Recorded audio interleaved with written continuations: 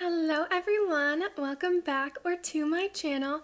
Today I'm going to be reading Dollar Store Flowers by Hunter Dixon from the best-selling author of Yellow Love and Other Things, and it is a book of poems, so I thought that I would make like a little audiobook YouTube video of this book because I made a video on my ASMR channel reading it, whispering and reading the whole book, and I was like, why don't I just make a talking video too, because people like audiobooks. Why don't I make my own? So yeah, I'm gonna read this book out loud, the whole book. And if you want the ASMR version, if you like ASMR, you can go to my ASMR channel and I'm whispering the whole book. So you can watch that one if you'd like. I will link that one in the description. But if you want just regular talking, then this is the video for you. So I'll read the back first. It says, "Dear reader, this book was written for you. Yes, you. We all belong to this store together. We are rarely a consumer's first choice because most times we reside as a last resort. Through these words, I hope you become more dependent on trying to consume yourself rather than be consumed by others. We have been picked, sold, and placed in stores. We have no say in who picks us, no say in who gives us away, and sure as hell no say in where we end up. We sit on these shelves and wait for someone to buy us, but until then we must become comfortable with our ripped petals, our cut stems, and our fragile packaging. We must learn to be comfortable with ourselves because if we wouldn't buy us, why is it we think others will? We must learn to love ourselves even if we are dollar store flowers." Now let's open it up. Dollar Store Flowers, written by Hunter Dixon. Also by Hunter Dixon, Yellow Love and Other Things. Dedicated to Aubrey. Thank you. Because of you, I have felt things I never thought I was able to feel. I love you more than most. And then this page is just what it says on the back. This book is organized by 3 chapters. Love, page 7, Hurt, page 70, Healing, page 120. If at this time in your life you are in love, you may relate more to the love chapter. Those that are heartbroken at this moment in time may resonate with the hurt chapter. And for those that are recovering, I hope the healing chapter provides you with what you need to hear. Wherever you are on this journey in life, I hope my words can help in some way. Regardless, thank you for choosing my book. Love. I love you because when I got coffee in the morning, the whole coffee shop would smell like you. I love you because when I went to work, the air would smell of your perfume. I love you because when I got home, I realized it wasn't the coffee shop and it wasn't my workplace. It was your scent sleeping under my nose the whole time, and that is why I love you. You see that? I said to my son. That's your beautiful mother, and no matter what she wears, it will never be better than her smile. I'm glad we had happy hearts. Sad hearts fall apart too fast. I bet it's always exciting to see your reflection in the mirror, to know that for a couple of minutes, 2 of the most beautiful people in the world were staring at each other. Sometimes my lips get dehydrated and the only liquid they desire is that from your lips to return them back to full health. I remember how the inside of your heart looks. It's almost like I have a photographic memory because I remember the couch on the inside behind the coffee table, and I remember our bed and how it was uncomfortable, yet the most comfortable bed when we both laid in it. I remember the frames we hung on the walls of your heart. They hold our goofy faces and smiles. I guess I'm trying to find a fancy way of saying your heart is where I feel the most at home. We walked and talked on a cold night, and it felt strange to us, because suddenly, without even trying, everything felt rather warm. The person I was back then was crucial to the development of the person I am today. Without them, there is no me. I will break down your wall and build a fence, enough closure to keep the bad out, but enough opening to let the good in. I gave up speaking English. I'm much more fluent in you. I laid with you, and now every day you're not here, my pillow tries to mold into your perfections, but it never feels the same, miles and miles apart. My romance may be corny to others, but past the corniness, just around the corner, I always found a little love. Why did I love her? Because when she left my bed, my pillow would smell like her perfume. Because when she held my hand, she would rub her thumb above mine. Because when she wore my shirts, she looked better in them than I did. I loved her because she was so damn good at being herself. If when she undresses, you don't look at her in awe as if you just witnessed a magic trick, leave, because she deserves someone more willing to admire than rush into the act. I watched as you danced. You would twirl and hop all around the room. The way you looked, the way you moved, I fell in love with your choreography. When I laid in your arms, it was the first time in my life I felt I truly belonged somewhere. Love has never been about healing each other's broken pieces. One must learn to do that by themselves. Love is about recognizing the broken pieces and never giving them reason to shatter into smaller ones. The thing I never believed in was reality, but being in a fantasy world for so long, I've come to hate it. Fantasy will never give me what reality can. It will never give me fights, it will never give me an imperfect relationship, and it will never give me growth. Fantasy is fun until you realize that nobody would ever truly be able to love in a world of perfection, because most often the things we love about each other tend to be the imperfect parts.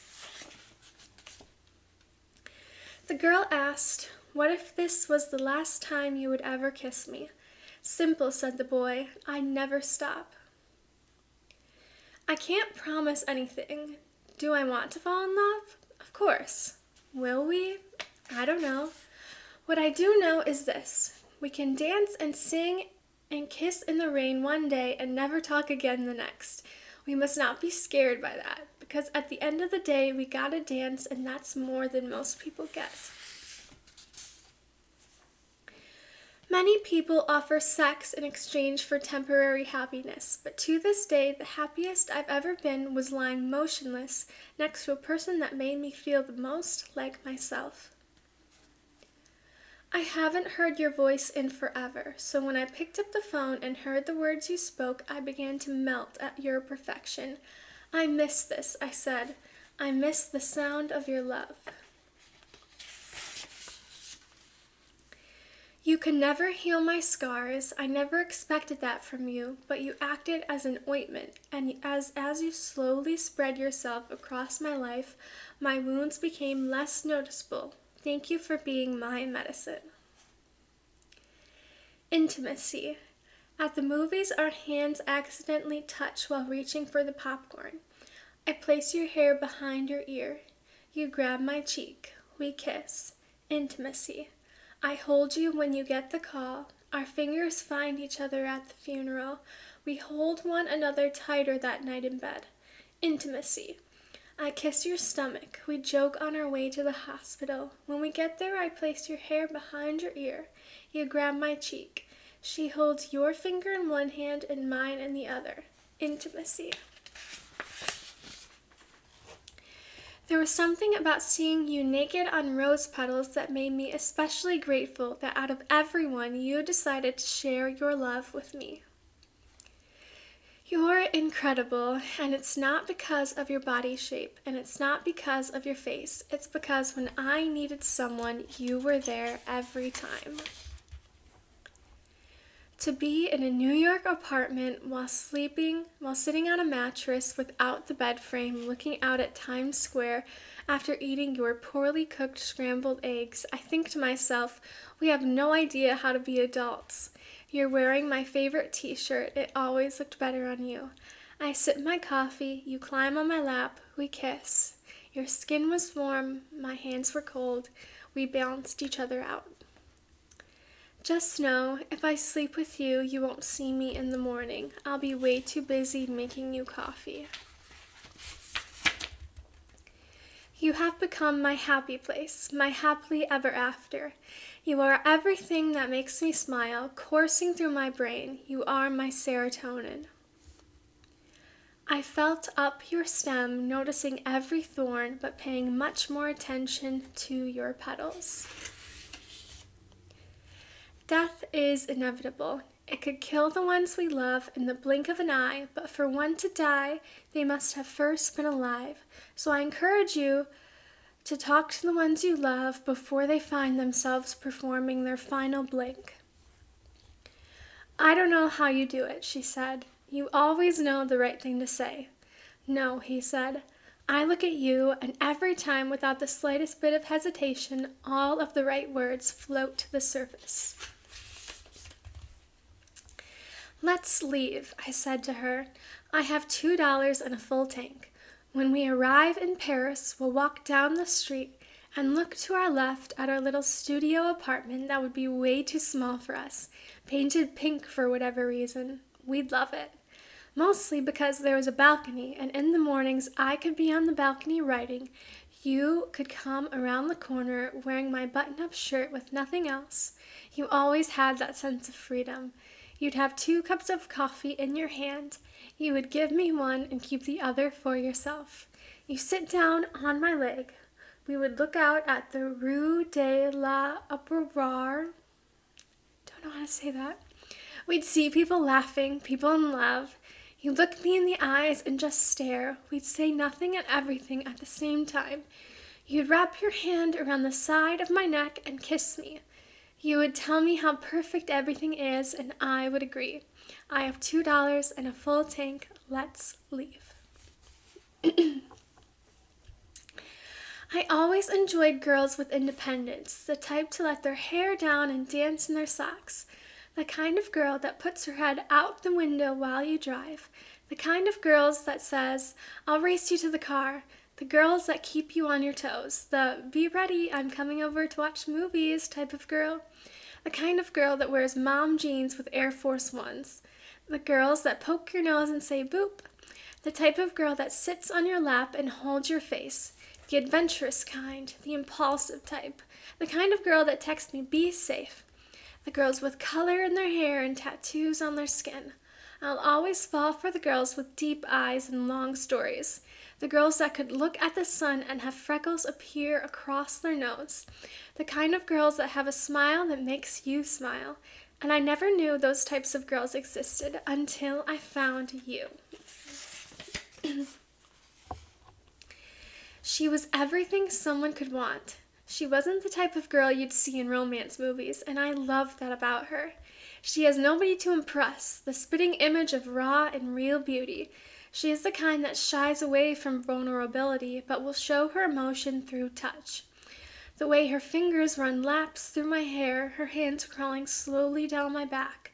The arms I love holding me while I sleep. Her touch let me know she found comfort in me. She was strong, her own bodyguard. She didn't need help and wouldn't ask for it if she did. She was everything someone could want, except sometimes she didn't feel like a someone. So I sit here and write of a wonderful girl with so many positives, yet in her mind, when she looks in the mirror, she views herself as the opposite. I don't want your cream. I don't want your sugar. I don't want any of that frappuccino bullshit. I want you, straight black coffee on a Sunday morning. There is a big difference between falling in love and being in love. When you're falling, you still hold back on things. You are made scared of vulnerability. You don't allow yourself to open up, but to be in love is completely different. When you find yourself in love, you tell them everything, even the hurtful things. You look forward to the future, blinded by the what-ifs, because the what-ifs don't matter to those truly in love. They only matter to the ones that believe it won't work. I want to be so in love that on my deathbed, I look over to my loved one and tell them, I'm not afraid to die because I know we will be together again, and I won't have to search long because you won't be hard to find in heaven. We were walking. You picked a leaf up off the ground and smiled at it. You loved its orange color. It gave you all the happiness you could have ever asked for. And in that moment, I realized it was you. You were my leaf. So when I breathe my last breath, whether that be in the hospital, my bed, or right before I get hit by a car, I will know I love someone with all of my heart, honestly and undoubtedly, and in return, I was loved the same. You make me happy, and I've said that to people before, but you make my butterflies feel like they're at a concert.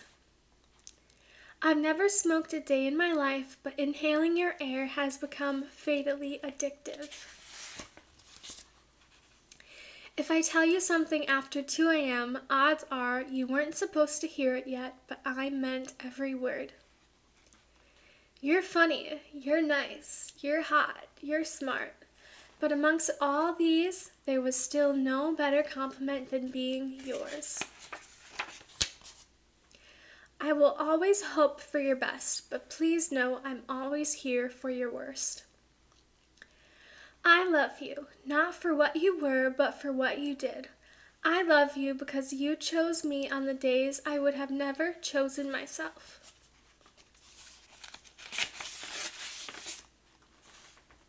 No, I told the man, love isn't always great, and it isn't always fun. But on those days when you can't stand each other and you feel like all hope is lost, they'll make a funny voice, maybe touch your chest with their hand, or you'll find them laughing at a movie, and you'll know everything, even the bad days, were all worth it. So let's go to the rooftop and share secrets from our childhood, and let's fall madly in love with each other while we're at it. It was the way that you looked at me in a room full of people. You looked at me like it was just you and I. Every trophy I've ever won, every medal I've ever worn, every milestone I've ever passed, and you are continuously my favorite accomplishment. I'm not used to this feeling, but whatever it is, I hope it sticks around longer than the rest. You danced in the daylight, and it felt just as warm as the sun that shined through the window. I'll always try and find funny ways to say I love you, and this time I'm going to say, your love doesn't speak to me, it sings. Thank you, she said, because you made me fall in love in the moments when I thought love was fake. People always told me, you'll never find a love like the movies, and they were right, but I'm glad because our love story is far too good for the box office. It's always the person you don't plan on meeting that holds the most hold over your heart. One moment you're fine without them, and the next you never know what you'd do if you lost them. Why? Well, maybe it was how she danced in her Christmas nightgown, or how she talked in funny voices. Maybe it was how she treated her dog, or how she loved her mom. I'll never know exactly why, I'll only know what I have, and maybe right now what I have is all I need. But I'm a waste of people's emotions. No, I said, you are a human, and a human will never be a waste of anything. We would be the best couple, but only in Paris, not anywhere else. That's what we told ourselves. We thought we could never fall in love, so we made a fictional story and we became fictional characters and told ourselves that only in Paris would we be the lovers we needed. But the truth is, we already were the lovers we needed. So we talked and we walked, but most of all, we dreamed. We dreamed that one day, if everything went as planned, we could be a couple, the best couple, but only in Paris. You gave me in a week what people have tried months to give. My friend said, "Wow, you two look good together." And I'd have to agree, but it wasn't our faces nor our bodies that looked good. It was our souls, and sometimes when they were together, they'd play patty cake and Red Rover, they'd play house and build with Legos, they'd play kickball and get scraped knees, they'd ride bikes and ring bells, ding-dong ditch and egg houses, they'd do dumb things and sneak out of the house. They were just a couple of kids, so I think what my friend meant when she said, "You two look good together," was that our souls really enjoyed being kids again. Nobody can promise to be your forever, but they can promise to be your right now, and right now is plenty good enough for me. Hurt. I'm nothing special, for this I am sure. All I am is a person, bones and flesh rearranged to look a certain way. Because of you, I feel as if I couldn't find happiness, even if it were buried in my backyard with a giant red X over it. Oh, you are magic. You used the sleight of your hand to steal my heart, and once you had it, you sawed it in half. Except you weren't that great of a magician because you forgot to put the two halves back together again after you were finished with your act. You were a bridge and they were a match. You were built to get yourself from one end to the other, and you were happy doing that. But then you met them a match. They were unlit until they fell for you, and as they fell, they lit themselves a big flame that went for miles across your bridge. This recklessness caused your bridge, your progress, your health to be burnt down until you were only remnants of a bridge. And now you wonder why you ever thought a bridge could love a match. Every time you loved, you did it alone, so don't be sorry for not being present in your relationships. You're just used to only caring for one person. To hear "I'm sorry" from you is the equivalent of giving someone a single Band-Aid after they were stabbed 15 times in multiple arteries. Look down at your hands. They hurt. You have blistered hands from sliding down and reclimbing their rope. You were never forced to hold on so long, but you stayed in hopes that they would help you up, and now your hands reap the long-term damages of holding on to something that doesn't want to be held. Back in the day, if something was broken, people would fix it. Nowadays, if something's broken, it gets thrown out and a new one gets shipped in 1 to 2 business days, yet we still wonder why our relationships won't last. We are a flawed generation in the sense that we put too much emphasis on likes and follows and not enough effort into people and passions. I have a question. How much of you do you give to someone else before you start missing yourself a little bit? I told you how the past hurt me, and then you repeated the fatalities. So from now on, please stop asking, why don't you open up? You are the definition of why I don't open myself up for others to dissect. Why do you still love them? Because you gave them every part of yourself that you should have loved first.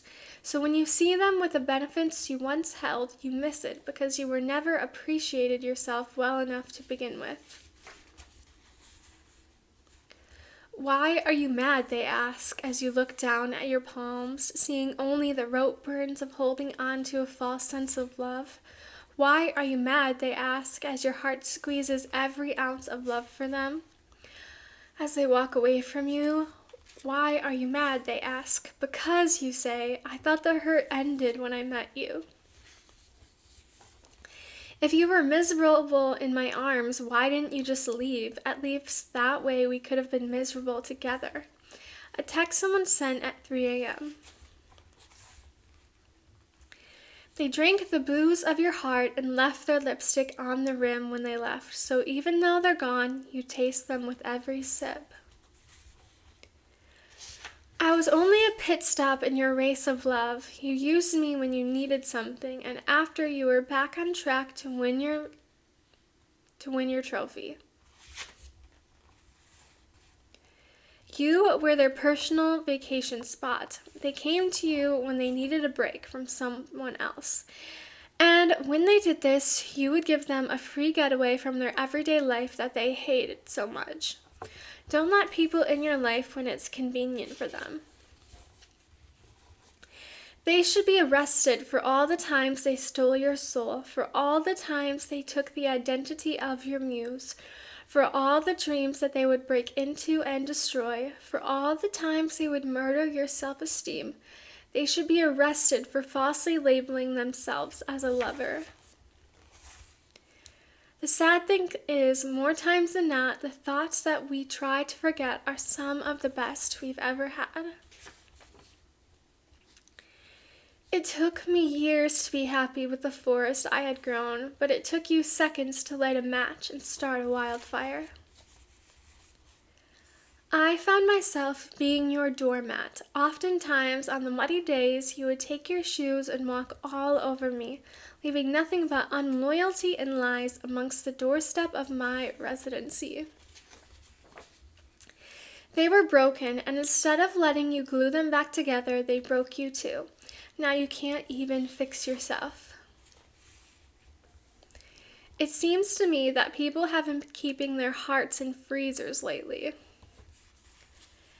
Everyone I've ever met took parts of me to replace missing parts of themselves. Slowly, I am becoming an empty puzzle. At the thought of losing you, I cried without feeling emotion. I sat there in my room as teardrops soaked into my skin while not being able to feel their wetness. I was numb. One person hurt me, and in return, I hurt 10 others. Heartbreak isn't fond of fair ratios. I need X-ray glasses that allow me to see through beautiful exteriors in hopes of finding beautiful interiors. Most of the time when you build a house, you plan to live in it afterward, so excuse me for my anger when I found out you rented yourself to someone after I had rebuilt you. My heart holds stretch marks from the mass amount of people pulling it in different directions. The most dangerous thing ever is to play make-believe in a very real world.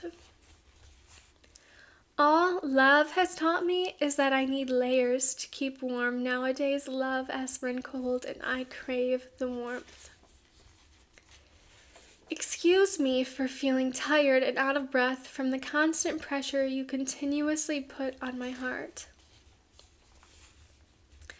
Have you ever cried over me? The girl asked. I won't tell you that, he replied. Why not? She says. The boy takes a deep breath and answers, some people abuse their power once they realize they have it. I wanted you, out of everyone, to be the most proud of me, but you were too invested in your own pride for that to happen. We don't flaunt our flaws, we flaunt our perfection, and thus why we see so many sad eyes amongst these faces. I don't want to give myself to people anymore because when I do, they always give me back. Do you ever feel like you're a landlord of love, renting your heart out to people, allowing them to stay in the comfort of your chest until their lease is up and they can afford to buy a better home? I'm sorry is overused. Tell me you miss the way I tickled your heart. Tomorrow is nice. Maybe they'll love you in tomorrow. You always attract the type to break hearts. Maybe that's because the heartbreakers often attract the brokenhearted. It pains me to think of how bad we treated women for them to fall for a man at the first sight of a compliment. I suppose the worst pain is realizing you were making love to them while they were fucking you. 206 bones. The adult human body contains 206 bones, some stronger than others. For example, the femur bone, located near the hip, is the strongest, whereas the human arm could snap in half rather easy. I'm talking medical because I need you to understand that out of 206 bones that could be broken in a matter of seconds, you instead invested your days in slowly breaking my heart. I sacrifice a lot of my life to scenarios I've made up in my head. Dear, insert a name, you taught me that even the people that you are born to trust are the ones that can break you. Imagine we were trees, our roots tangled, intertwined so deep in the ground we became an inseparable pair. People would compliment us, saying things like, "These trees belong together. I hope they never separate." We never knew of a future without each other. That was until the day the axe came. When the axe hit you, I didn't know how to act. You were being chopped down slowly, but I remained strong, hoping our roots would provide strength enough to keep you next to me. My efforts failed. The final swing of the axe left me numb. I was the same tree, but you were very different. Sometimes I wish I was the one that was hit, because then I wouldn't be stuck with our roots. I wouldn't be the one with the history. I wouldn't be the one in sorrow, seeing the rings of our love bleed from your trunk. Instead, you will be planted elsewhere, developing different roots, healthier than mine, and I remain in the same spot, reminded every day that even though you are free, your roots are still intertwined with mine. Imagine we were trees. My problem was I felt love and craved that same love from others, but all drugs are different, and so are their side effects. In my opinion, no kiss is better than the first one. Well, maybe the last, but sadly nobody gets to know when that one is.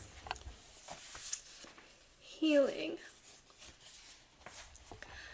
I often thought about grabbing death by the hand and swinging her in my arms at the hours between dawn and sunrise. I imagined twirling her around in my room and moving my hands down her waist while we danced. But I knew I couldn't cheat on life like that. Life gave me more than grim dances at night. Life gave me thought and reason. Nobody will ever dance better than life. I promise you have yet to meet people that will make the good days hard to forget and the bad days hard to remember. You broke me, I apologized. You hurt me, I apologized. You lied to me, I apologized. You manipulated me, I apologized. I'm done apologizing for things that aren't of my control, and for that, I'm sorry. Sometimes learning takes time.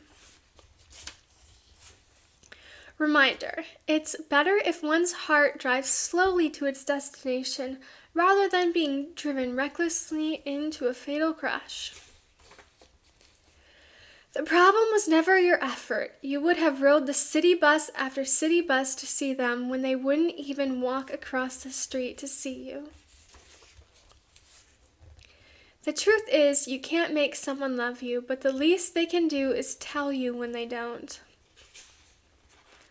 Lonely is no excuse for welcoming toxic people where they are not welcome.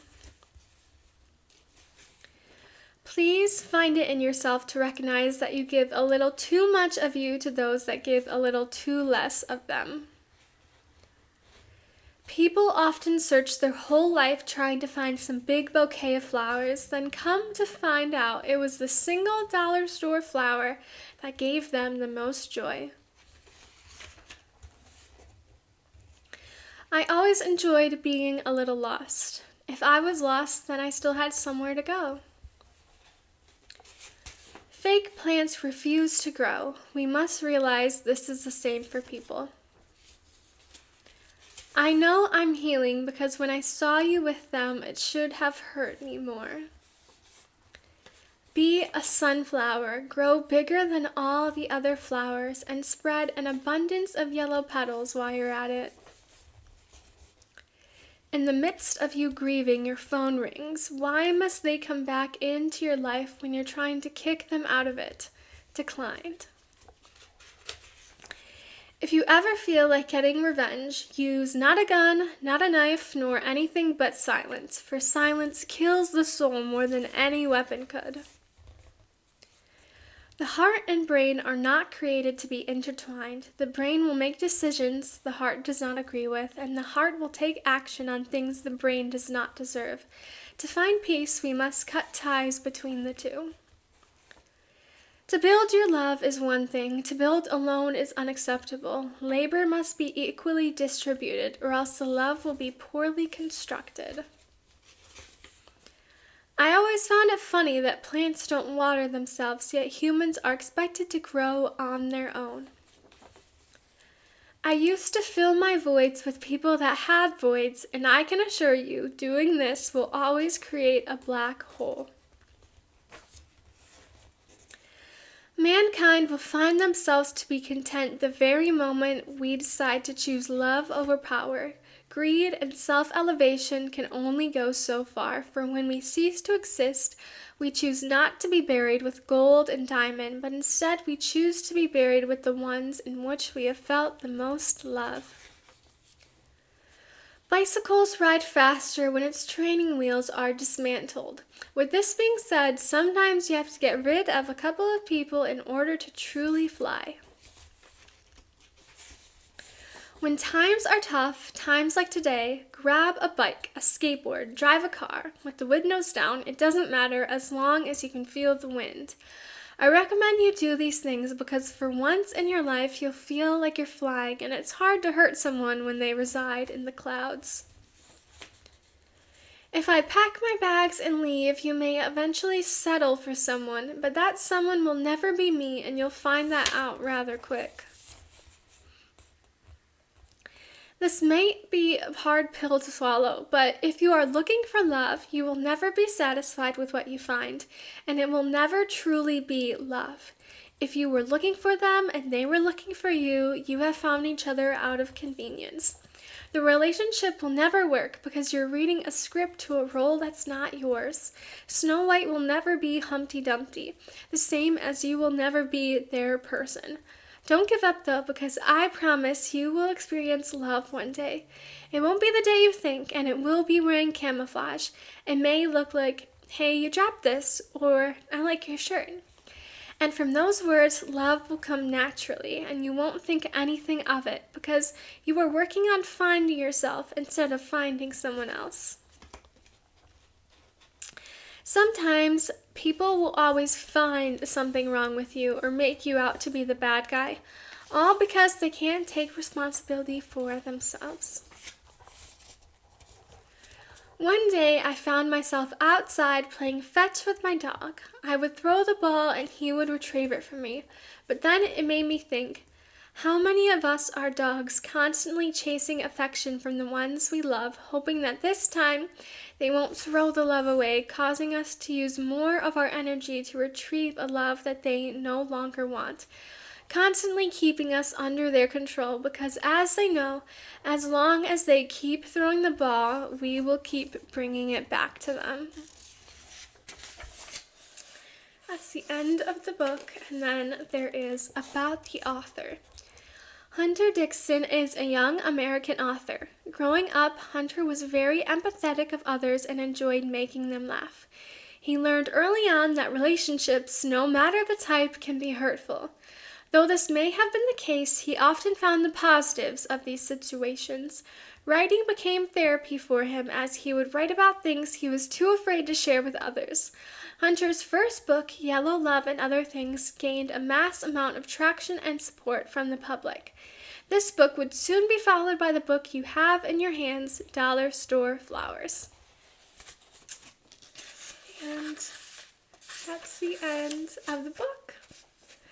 So, I hope that you enjoyed this video and this book. If you did, give this video a little like and also subscribe if you're not already. It would mean so much to me. And if you want this book, I got mine on Amazon. I think you can get it other places. Just look up the name and Hunter Dixon, you know, on Google it'll come up, but I got mine on Amazon. So you can get it from there if you want this book. It's a good book. So thank you so much for watching, and I will see you in my next video. Bye!